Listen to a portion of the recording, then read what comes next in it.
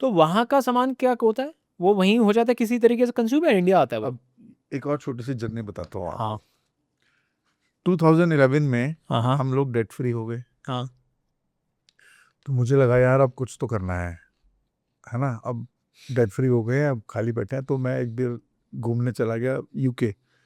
अब अगेन घूमने गया तो घूमने का तो एक बहाना था, तो मुझे हर जगह टायर टायर नज़र आने लगे गाड़ियों में, तो मैंने कहा यहाँ भी कुछ होता होगा। तो मैं कबाड़ी वाले पे गया। अब मैंने कहा भाई, ये दोस्तों के साथ गया था, दोस्तों को बोला तो घूमने जाओ भाई, मैं तो यार्ड में जा रहा हूँ कहीं।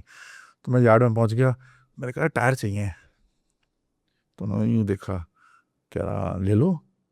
मैंने कितने पैसे, कह रहा पर टायर $3। मैं कहा बहुत ज़्यादा है यार। तो आधे घंटे बाद समझा वो टायर के साथ $3 दे रहा था, मांग नहीं रहा था। अच्छा। आधे घंटे में मुझे समझ में आया वो टायर भी दे रहा था और $3 भी दे रहा था। तो आई वाज शॉक्ड कि यार ये तो ईपीआर क्रेडिट्स मिल रहे हैं। ये तो ये तो मार्केट अलग है। तो हम लोग आए, मैं इंडिया आया, तो मैंने अपने सीएचओ को बोला इंपोर्ट करना है, कह रहा बैन आइटम है ये, अच्छा। This is ban in India to import tyres, use tyres और स्क्रैप टायर्स। तो फिर हम गए गवर्नमेंट के पास, समझाया कि भाई अच्छी चीज़ है, रबर जो है बहुत महंगी है इंडिया में, ऑयल से बन रही है, इसका सब्सिट्यूट ला रहा है। After 1 year with fight with the government, horizon was among the first 2 companies जिनको लाइसेंस मिल गया टायर इंपोर्ट करने का। वाओ। यस। उसके बाद फिर वेंट टू यूके।